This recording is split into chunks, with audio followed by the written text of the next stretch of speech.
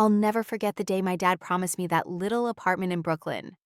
He called it our first investment in your future, a promise I worked hard to honor, while my sister, Jessica, was only ever focused on finding a husband and planning her perfect wedding. For years, I was the silent partner, sending money for upkeep, shouldering the unspoken financial burden. I'd grown used to being the one in the background. So when my mom called me one afternoon, her voice bubbling with a kind of joy I'd learned to dread, a cold shiver ran down my spine. She said they'd found the perfect solution for Jessica's wedding funds. Before I dive into my story, I'd really appreciate it if you could let me know where you're watching from in the comments, and if you'd consider subscribing to my channel. It would mean the world to me and help me keep sharing more stories like this. Thank you so much for being here. Clara, will never forget the day my dad promised me that little apartment in Brooklyn. He called it our first investment in your future. And I, even as a teenager, took the weight of that promise seriously. It wasn't just a physical space. It was a testament to my worth, a tangible symbol of my place in the family, while my younger sister, Jessica, was only ever focused on finding a husband and planning a dream wedding that seemed to grow more extravagant with each passing year. I was working tirelessly to build a life that would honor that promise. I became a successful interior designer in New York, a career I chose not just for passion, but for the financial stability it afforded me. I meticulously sent money home every month, not because my parents needed it, but because it was an unspoken rule, a silent responsibility I had carried for as long as I could remember. It was the cost of belonging, the price for being the responsible one. And I was always the responsible one. Jessica was the artist, the free spirit, the one who lived in a world of her own making, a world my parents nurtured and protected at all costs. I was the one who paid for her art supplies, her weekend trips, the ridiculous spa days she insisted were essential for her creative process. My parents would always say, "Clara, you just need to focus on yourself. We have Jessica," as if she were a delicate, precious burden only they could handle, while I was simply a self-sustaining machine. I had grown used to being the one in the background, a ghost in my own family, until the afternoon my mother called. Her voice bubbled with a kind of unrestrained joy I had learned to dread, a tone she only used when she had done something she knew I wouldn't like, but was determined to frame as a wonderful surprise. The apartment in Brooklyn was more than just bricks and mortar. It was my future, a symbol of my independence and a space I could truly call my own. It was a place where I could breathe, where I could be myself without the weight of my family's expectations. I spent countless hours meticulously planning every detail, from the color of the walls to the placement of each piece of furniture. I envisioned a life where I could invite friends over, cook meals in a kitchen I designed, and most importantly, where I would no longer feel like a guest in my own home. This apartment was the only thing I could truly hold on to, the only promise from my family that I believed in. One Thanksgiving, I came home to visit, and my mom spent the entire dinner gushing about Jessica's new art project and her upcoming trip to Europe. I sat there, listening to stories about a life I had no part in. While my financial contributions were treated as a given, I said nothing, choosing to quietly eat my food and smile, because I knew that any complaint would be met with accusations of being selfish and ungrateful. I clung to the hope that one day, when I was completely independent and the Brooklyn apartment was officially mine, I would be respected, seen as an individual rather than a means to an end. Then, one Tuesday afternoon, as I was reviewing financial reports, my phone rang. It was my mom. Her voice was full of a celebratory tone I had learned to distrust. It was the same voice she used when she had done something she knew I wouldn't like, but she was trying to frame it as a gift. "Clara," she chirped, "we found the perfect solution for Jessica's wedding, a solution that will help us get rid of all our financial burdens once and for all." A cold feeling spread through me. I didn't know it yet, but that perfect solution was the only thing I had ever truly owned. I saw my mother's face on the screen, her glowing with a kind of unrestrained joy I had learned to dread. I knew in my gut something was wrong, that this cheerfulness was a flimsy curtain pulled over something dark. "Clara, we found the perfect solution for Jessica's wedding, a solution that will help us get rid of all our financial burdens once and for all," she chirped, and the words were a cold, sharp blade to my heart. I could hear my father in the background, his boisterous laugh echoing in the silent space where my voice should have been. "It was an old apartment anyway, Clara, and we sold it. We'll have more than enough money for Jessica's wedding without a single worry," he added, as if he were discussing a minor piece of furniture. Their words were a soundtrack to my world falling apart. And the betrayal was not just about the money. It was about the years of my life, the dreams, and the effort I had poured into something I was told was my own. And when I finally found my voice, a thin, wavering sound, my mother's words cut even deeper, solidifying the sickening feeling in my stomach. "You were never really there." "Clara," she said, her voice laced with a subtle contempt. "You're always so busy with your work. That apartment became a burden on us. We helped you by taking care of it. And that's the only thing you could do for your family right now." The contempt in her voice was a revelation, a sudden and brutal clarity that shattered any lingering illusions I had about my role in this family. I was not a daughter. I was a resource, a tool, a financial solution to be used and discarded at their convenience. My value was tied to the burden I could lift, not the love I could give. I sat in silence as they continued to chat excitedly about the future, the new home they would buy, the extravagant honeymoon Jessica was planning, oblivious to the fact that they were speaking to a ghost. After hanging up, I sat in a state of suspended animation, the fury a solid, heavy block in my chest. It wasn't a wildfire of rage, but a chilling, silent force that solidified my resolve. I spent what felt like hours replaying the conversation, their casual cruelty, their easy justifications. The shock gave way to a cold, hard purpose. I realized this wasn't a sudden, out-of-character mistake. This was the culmination of a lifelong pattern, the final, brazen act of a family that saw me not as a person with my own dreams and autonomy, but as a walking ATM. My apartment wasn't just my property. It was a symbol of my independence, a threat to their control, and they had to dispose of it. Now, with the apartment gone, so was my future, the one I had meticulously planned and worked toward. My immediate desire wasn't to scream or to cry, but to understand. I needed to know how deep the betrayal ran, and what, if anything, I could do about it. The need for justice, a quiet, methodical form of it, was beginning to crystallize within me, hardening my heart against the family I once loved.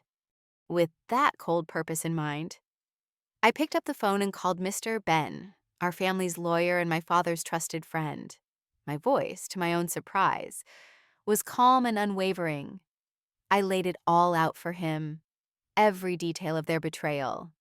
I told him about the promise, the years of financial support, the emotional manipulation, and finally, the call.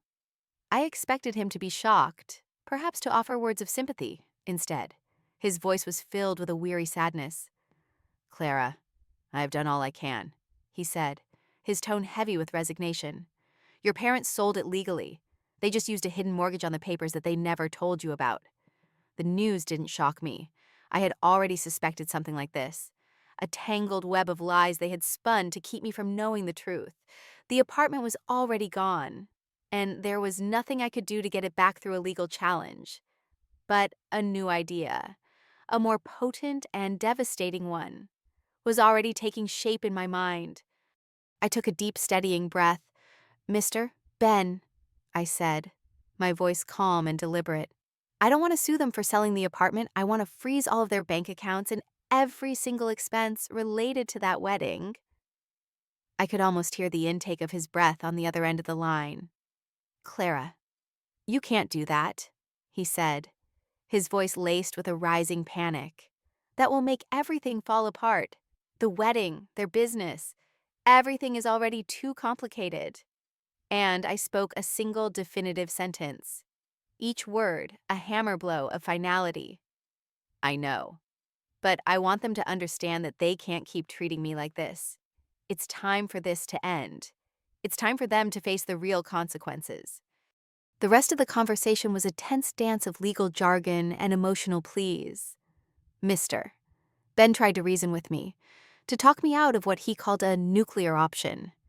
He spoke of family, of reconciliation, of the permanent damage this would cause.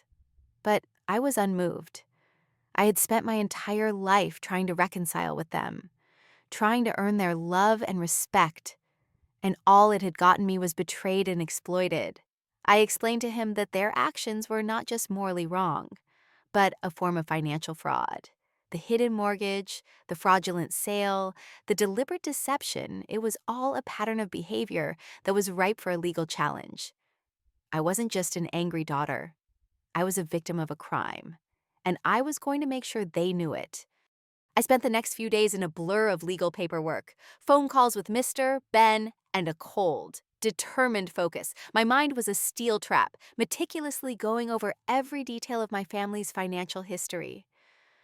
I recalled every check I had ever sent, every conversation I had ever had about their debts and expenses, every detail about the apartment they had so carelessly stolen from me. I provided it all to Mr. Ben, along with a list of every vendor, every venue, every financial account related to Jessica's wedding. I was not leaving any stone unturned. My parents had thought they had gotten away with it, that they could simply use me and then discard me. They had no idea that I was not just an emotional being, but a financial professional, a woman who had meticulously built a life from the ground up, and that I knew exactly how to make a system work for me. My actions weren't born of blind rage, but of a quiet, calculated fury that was far more dangerous. They had underestimated me, and they were about to learn what it meant to face a woman with nothing left to lose. I did not attend Jessica's wedding. I was not on the guest list. And honestly, I had no desire to be. I knew, with a bone-deep certainty, that my presence would only be a source of discomfort, a silent accusation in a room full of people pretending everything was perfect. Instead, I sat in my new, smaller apartment, the one I had just signed a lease for, and watched the hours tick by.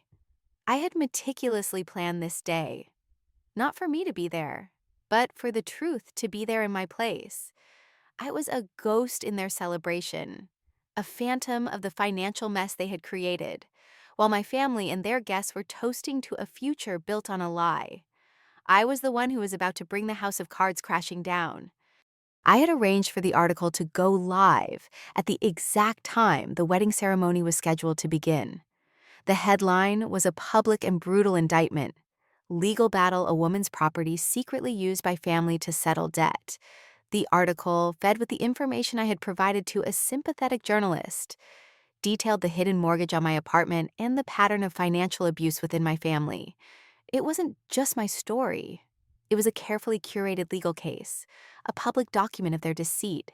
It named no names, but it described the family and the fraudulent acts in such specific detail that anyone who knew them would know exactly who the article was about. I imagined my parents' faces as they read the news, the dawning horror as their carefully constructed facade of respectability began to crumble. My phone rang, and the caller ID showed my mother's name. I let it ring once, twice, a third time before I finally answered. The sound of her panic a stark contrast to the quiet calm I felt. "What have you done? Clara."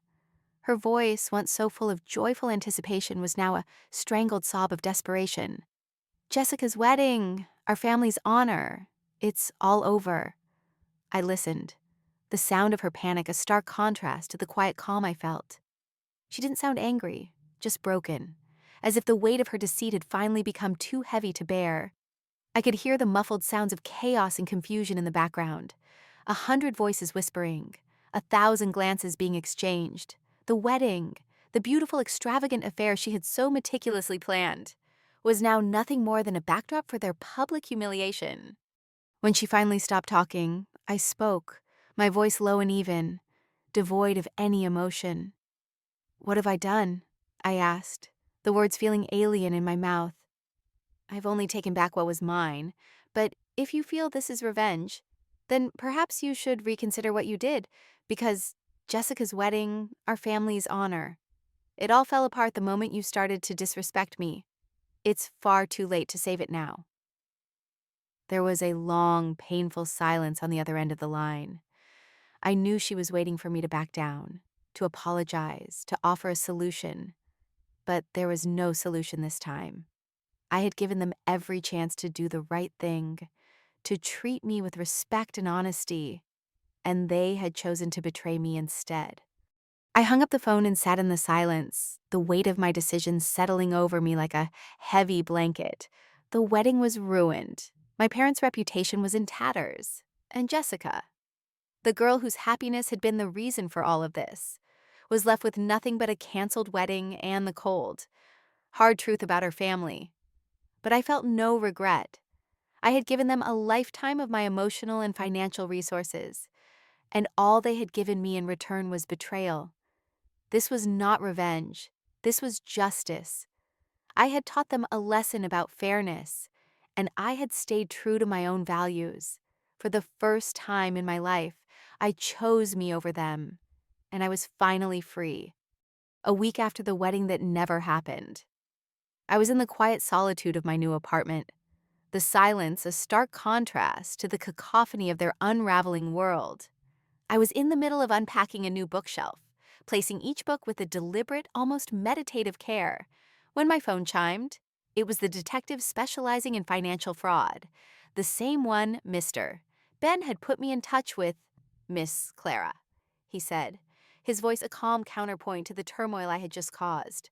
I wanted to let you know that since the article was published, we've had at least 5 other families come forward with similar stories. I froze, a small book in my hand. He continued, parents stealing from their adult children, forging signatures, financial abuse. Your case is opening doors for other victims. You stood up for yourself, and now others feel empowered to do the same. I smiled, a small, genuine smile that had been a stranger to me for weeks. This wasn't about revenge anymore. It was about liberation, not just for me, but for so many others who had been silenced for too long. I didn't need to forgive my parents. I didn't need to reconcile. The pain of their betrayal would always be a part of me, a scar that would remind me of what I had endured. But now, it was a scar that had a purpose. My actions had been a catalyst, a spark that had lit a fire for others who were trapped in the same suffocating silence. I didn't regret pushing them into a corner. I had given them every opportunity to be honest, to be a family, and they had chosen to use me instead. The lesson was not just for them, but for me. I had taught them about fairness, and I had stayed true to my own values. I was no longer a daughter to be used and discarded. I was a person who stood up for herself and for justice. I was finally free to begin my new life, a life where my worth was not tied to what I could provide for others. As I looked around my new small apartment, it was not the grandeur of the Brooklyn brownstone, but it was all mine. With a final, decisive action, I deleted my parents' contact information from my phone, then Jessica's, then every relative who had sent me angry messages about destroying the family. The phone felt lighter in my hand, as if a great weight had been lifted. Some bridges are meant to burn, and sometimes the only way to save yourself is to walk away from the ashes and never look back. I was finally free to find out who I was, when I wasn't busy being everyone else's solution. And for the first time in years, that felt like a life worth living.